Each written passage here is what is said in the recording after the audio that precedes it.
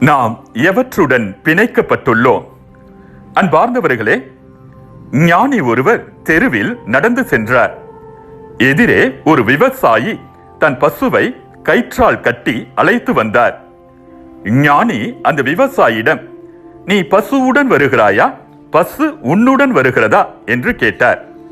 குழம்பி போன விவசாயி, இது என்ன பைத்தியக்காரத்தனமான கேள்வி, பசுதான் என்னோடு வருகிறது என்று கூறினார்.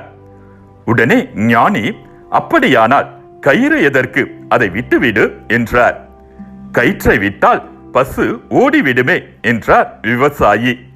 அப்படியானால் அதுதான் உன்னை பிணைத்துள்ளது, நீ அதை பிணைக்கவில்லை என்றார் ஞானி.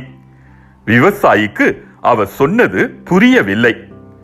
ஞானி அவரிடம், பசு உன்னுடன் வருகிறது என்றால் நீ கட்டை அவிழ்த்து விட்டாலும் அது உன்னுடன் வர வேண்டும். ஆனால் நிலைமை அப்படி இல்லை. நீ கட்டை அவிழ்த்தால் அது ஓடிவிடும். அது ஓடினால் அதை துரத்தி கொண்டு நீ ஓடுவாய். ஆனால் நீ ஓடினால் பசு உன்னை விரட்டி கொண்டு வராது. உண்மையில் அதனுடன் நீதான் கட்டப்பட்டுள்ளாய் என்றார்.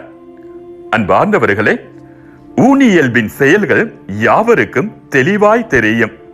அவை பரத்தமை, கெட்ட நடத்தை, காமவெறி, சிலை வழிபாடு, பில்லி சூனியம், பகைமை, சண்டை, சச்சரவு, பொறாமை, சீற்றம், கட்சி மனப்பான்மை, பிரிவினை, பிளவு, அழுக்காறு, குடிவெறி, களியாட்டம் முதலியவை ஆகும்.